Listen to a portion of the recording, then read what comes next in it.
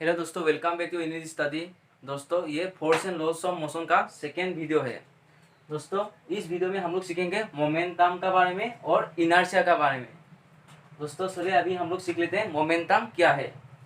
दोस्तों, ये मोमेंटम, अभी हम लोग मोमेंटम सीखने जा रहा हूँ। दोस्तों, मोमेंटम को पी से डिनोट किया जाता है और इसका डेफिनेशन क्या होगा दोस्तों? The product of mass and velocity is called momentum। Momentum. दोस्तों, किसी भी एक ऑब्जेक्ट का मास और उसका वेलोसिटी मल्टीप्लाई करने से हम लोगों को क्या मिलेगा? मोमेंटम मिलेगा। और मोमेंटम पी से डिनोट किया जाता है दोस्तों। और मोमेंटम के ऐसा यूनिट क्या होगा दोस्तों? पहले आप लोग लिख लीजिए उसका फॉर्मूला, उसके बाद हम लोग ऐसा यूनिट लिखेंगे। उसका फॉर्मूला क्या होगा दोस्तों? मोमेंटम जो कि पी से डिनोट किया जाता है मास इंटू वेलोसिटी। मास एक ऑब्जेक्ट का मास और उसका वेलोसिटी मल्टीप्लाई करने से हम लोगों को क्या मिलेगा? मोमेंटम मिलेगा। यानी P is equal to M V. ये आप लोगों का मैथमेटिकल फॉर्मूला है, P is equal to M V. दोस्तों ध्यान दीजिए, मोमेंटम को P से डिनोट किया जाता है, m से नहीं। और उसका ऐसा यूनिट क्या होगा दोस्तों? मास का ऐसा यूनिट क्या होता है? केजी। केजी यहाँ पे लिख लीजिए। वेलोसिटी का ऐसा यूनिट क्या होता है? मीटर पर सेकेंड। दोस्तों, आप लोग कभी मोमेंटम का ऐसा यूनिट भूल जाने से भी आप लोगों को अगर मास का ऐसा यूनिट पता हो और वेलोसिटी का ऐसा यूनिट आप लोगों को पता होगा तो आप लोग मोमेंटम का ऐसा यूनिट आराम से निकाल सकते हैं। क्योंकि मास का क्या होता है? केजी और वेलोसिटी का क्या होता है? मीटर पर सेकेंड। यानी मोमेंटम का ऐसा यूनिट क्या हो गया? केजी मीटर पर सेकेंड। और दोस्तों, अभी क्या आप लोग बोल सकते हैं कि मोमेंटम स्केलर क्वांटिटी होगा या वेक्टर क्वांटिटी होगा? कौन सा क्वांटिटी होगा? बोलिए। तो यहाँ पे लिख रहा हूँ अभी मोमेंटम। दोस्तों, आप लोग कॉपी और पेन निकाल के मेरे साथ लिखते जाइए। कुछ डाउट हो तो आप लोगों का डिस्क्रिप्शन बॉक्स का नीचे लिंक दिया जाएगा, उस पर आप लोग काइंडली पूछ सकते हैं कुछ भी तकलीफ होने से। और वहां पे आप लोग हम लोग का फीडबैक भी दे सकते हैं। दोस्तों, मोमेंटम क्या हो जाएगा? Momentum is a vector quantity.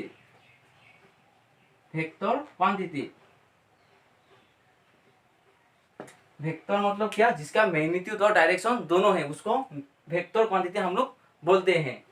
और मोमेंटम वेक्टर क्यों हो गया, स्केलर क्यों नहीं हुआ दोस्तों? क्योंकि यहाँ पे देखिए फॉर्मूला क्या है? मास इंटू वेलोसिटी। वेलोसिटी क्या है? वेलोसिटी से वेक्टर क्वांटिटी। मास स्केलर है लेकिन वेलोसिटी क्या है? वेक्टर क्वांटिटी है। और किसी भी एक फिजिकल क्वांटिटीज को वेक्टर क्वांटिटी से मल्टीप्लाई करने से हम लोग को ये quantity, physical quantity vector quantity ही मिलेगा हम लोगों को। लेकिन वर्क के लिए अलग है, हम लोग सीखेंगे वर्क क्या होता है, वेक्टर होता है या स्केलर होता है। वर्क का फॉर्मूला क्या है दोस्तों? ये ज्यादा इंपॉर्टेंट नहीं है, ये सिर्फ आप लोग साइड के लिख लीजिए। Force into displacement. यहाँ पे फोर्स भी एक वेक्टर क्वांटिटी है, डिस्प्लेसमेंट भी वेक्टर क्वांटिटी है, लेकिन वर्क वेक्टर क्वांटिटी नहीं है, वर्क स्केलर क्वांटिटी है। उसका बारे में हम लोग सीखेंगे, बाद में हम लोग सीखेंगे। दोस्तों, मैं अभी इसको मिटाने जा रहा हूँ, अब इसको लिख लीजिए। दोस्तों, आप लोगों ने लिख लिया? ये दोस्तों, ये आप लोग का डेफिनेशन है, ये मैथमेटिकल फॉर्मूला है और ये आप लोग का ऐसा यूनिट है। और ये मोमेंटम इज क्या है दोस्तों? वेक्टर क्वांटिटी है। दोस्तों, मोमेंटम क्या जीरो हो सकता है? मोमेंटम, रुकिए मैं अभी इसको मिटा लेता हूँ, आप लोग लिख लीजिए।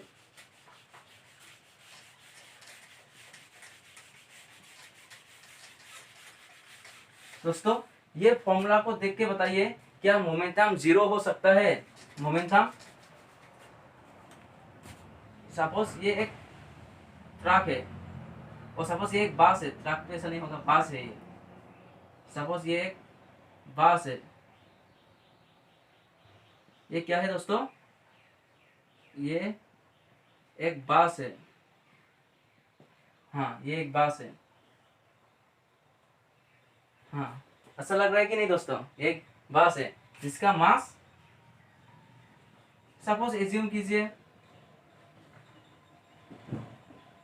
8500 केजी है, जिसका मास 8500 केजी है, लेकिन ये बास अभी रुका हुआ है, ये बास रेस्ट पे है, ये बास रेस्ट पे है।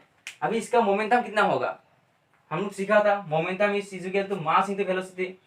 इसका मास कितना है 8500 है, लेकिन ये वेलोसिटी कितना होगा, जीरो हो जाएगा कि नहीं, क्योंकि बास तो रुका हुआ है, इसका वेलोसिटी जीरो हो जाएगा।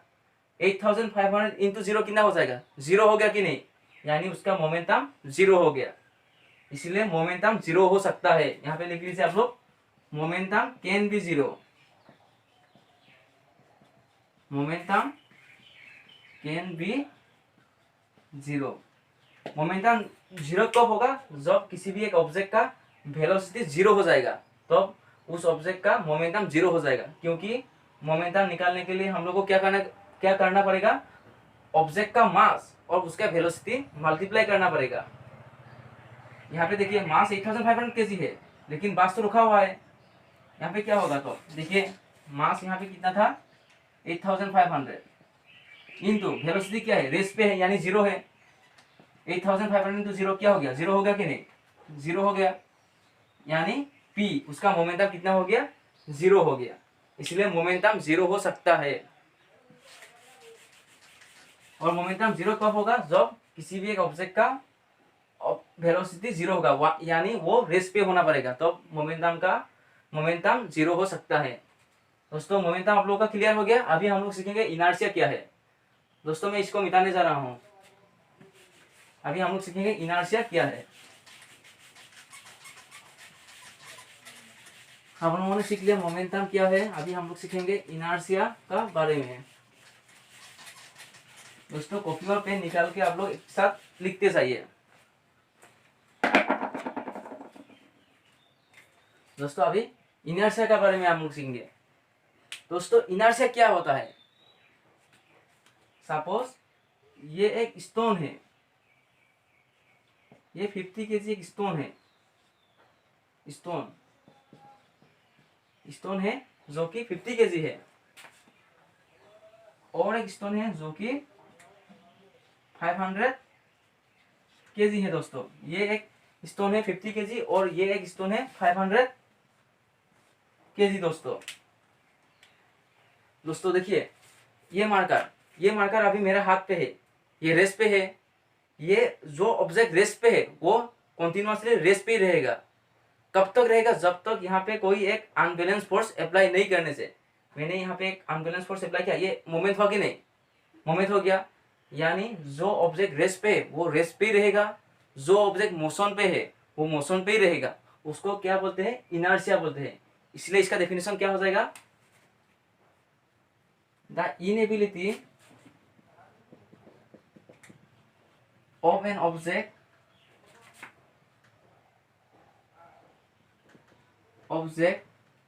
to change its state of motion itself। दोस्तों ये इनर्शिया का डेफिनेशन है, the inability of an object to change its state of motion itself, यानी कोई भी एक ऑब्जेक्ट जो रुका हुआ है वो कंटिन्यूअसली रुकते रहेगा जब तक यहाँ पे कोई एक अनबैलेंस फोर्स अप्लाई नहीं होगा, वो उस पोजीशन पे ही रहेगा। सपोज मैंने थोड़ी देर पहले आप लोग को एग्जांपल दिखाया था, यहाँ पे एक बॉल है, सपोज ये पहाड़ से एक बॉल आ रहा है, नीचे बॉल जा रहा है, बॉल तो चलते जा रहा है, वो बॉल चलते जाएगा, लेकिन कब रुकेगा, जाके यहाँ पे एक अनबैलेंस फोर्स अप्लाई होना पड़ेगा, कहीं पे टकरा के यहाँ ये रुक सकता है, या फ्रिक्शन की वजह से ये बॉल कहीं जाके रुक सकता है। यहाँ पे फ्रिक्शन और एक ऑब्स्टिकल नहीं होने से ये बॉल चलते रहेगा। उसको Newton first law of motion में बताया था। दोस्तों ये एक्चुअली इनर्शिया जो है, Newton first law of motion inertia के बारे में ही बोला गया है। उसको भी हम लोग सीखेंगे, Newton first law, second law और थर्ड लॉ नेक्स्ट वीडियो में हम लोग सीखेंगे। दोस्तों अभी आप लोग कितना जान लीजिए कि इनर्शिया क्या है, the inability of an object to change its state of motion itself. यानी कोई भी एक रुका हुआ ऑब्जेक्ट वो रुकते रहेगा, वो उसका मोशन सेंस नहीं होगा, लेकिन मोशन कब सेंस होगा, वहां पे एक अनबैलेंस फोर्स अप्लाई होना पड़ेगा। दोस्तों और एग्जांपल ये लीजिए आप लोग, ये एक ट्री है और यहाँ पे उसका क्या है, ये सब लीव्स है, उसका लीव्स है, लीव्स तो स्टेबल है, लीव्स ऐसे ही रहेगा, लेकिन यहाँ पे विंग ब्लो होने से पत्तियां हिलेगा कि नहीं, विंग ब्लो होने से पत्तियां हिलेगा, क्यों हिला, क्योंकि यहाँ पे एक अनबैलेंस फोर्स अप्लाई हुआ है, और विंग का प्रेशर ज्यादा होने से ये ट्री टूट सकता है कि नहीं, क्योंकि यहाँ पे एक अनबैलेंस फोर्स अप्लाई हुआ है इसीलिए। और इनर्शिया मास से डिपेंड करता है, इनर्शिया डायरेक्टली मास पे डिपेंड होगा, क्योंकि देखिए सपोज मैंने थोड़ी देर पहले आप लोगों को एग्जांपल लिखा था, ये 50 केजी स्टोन लिया था मैंने और यहाँ पे 500 केजी स्टोन लिया था, इसको पुश करने के लिए फोर्स कमती अप्लाई करना पड़ेगा। सपोज यहाँ पे मैंने फोर्स 10 न्यूटन का अप्लाई किया ऑब्जेक्ट को इस तरफ मूव करने के लिए, यहाँ पे 10 न्यूटन का फोर्स अप्लाई करने से ये स्टोन हिलेगा क्या, नहीं हिलेगा, इसका मोशन चेंज होगा, नहीं होगा। यहाँ पे मुझे फोर्स ज्यादा अप्लाई करना पड़ेगा, यहाँ सपोज मैंने मिनिमम 50 न्यूटन का फोर्स अप्लाई किया, तो अब ये ऑब्जेक्ट थोड़ा होने से भी मूव होगा, लेकिन 10 न्यूटन का फोर्स देने से ये तो नहीं होगा। यानी किसी भी एक ऑब्जेक्ट को रेस्ट से मोशन पे लाने के लिए क्या करना पड़ेगा, उसका मास डिपेंड होगा, उसका मास डिपेंड होगा, मास ज्यादा होने से इनर्शिया भी हम लोगों को ज्यादा चाहिए, मास ज्यादा होने से इनर्शिया ज्यादा होना पड़ेगा, इनर्शिया भी ज्यादा होना पड़ेगा।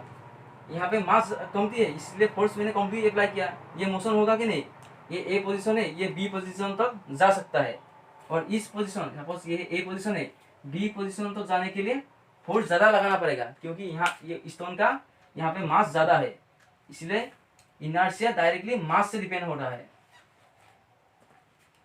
और एक एग्जांपल लीजिए आप लोग, सपोज एक बकेट ऑफ वाटर है, ये भी एक बकेट ऑफ वाटर है,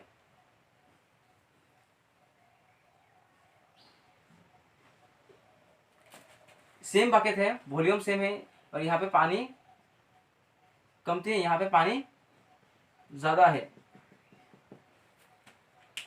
इसको उठा के यहाँ तक लाने के लिए फोर्स कमती लगाना पड़ेगा हम लोगों को, इसको उठा के यहाँ तक लाने के लिए फोर्स ज्यादा लगाना पड़ेगा कि नहीं, ऐसा क्यों हो रहा है, क्योंकि इसका मास ज्यादा है, इसका मास कमती है, इसलिए इनर्शिया मास से डिपेंड होता है। और इनर्शिया का डेफिनेशन क्या होता है, the inability of an object to change its state of motion itself.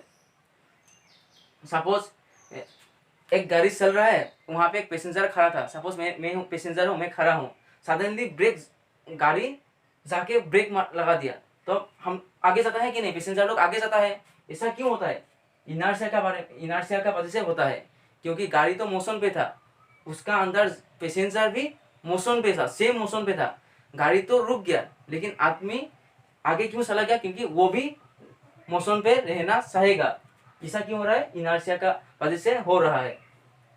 दोस्तों इनर्शिया 3 टाइप में डिवाइड किया गया है,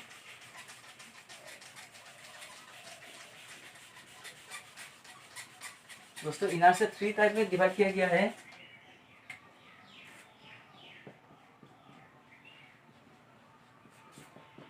दोस्तों इनर्शिया 3 टाइप में डिवाइड किया गया। फर्स्ट इनर्शिया एट रेस्ट, जो ऑब्जेक्ट रेस्ट पे है वो रेस्ट पे रहेगा जब तक कोई एक अनबैलेंस फोर्स अप्लाई नहीं होगा।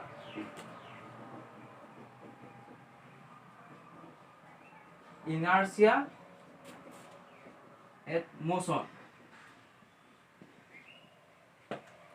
और इनर्शिया एट डायरेक्शन।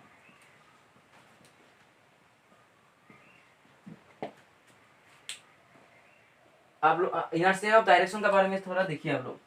ये सपोज ये एक रास्ता है, कार रास्ता है, एक गाड़ी ऐसा करके चल रहा है, वो टर्निंग पे आने से आदमी लोग ऐसा करके विंडोज की तरफ आ जाता है कि नहीं, इस तरह ऐसा करके टर्निंग लेने से क्या होता है, आदमी लोग ऐसा करके हो जाएगा, थोड़ा बेंडिंग हो जाता है, उसका मोशन चेंज होता है, क्योंकि वो सीधा जाने के लिए कोशिश कर रहा है, लेकिन गाड़ी तो तान ले रहा है, इसलिए वो ऐसा करके पैसेंजर लोग आ जाता है।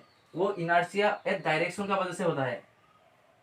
और ये दोनों तो मैंने आप लोगों को समझा ही दिया है दोस्तों। थर्ड वीडियो में हम लोग सीखेंगे Newton's law of motion, first law, second law और थर्ड लॉ, थर्ड वीडियो में हम लोग सीखेंगे दोस्तों। Thank you for watching.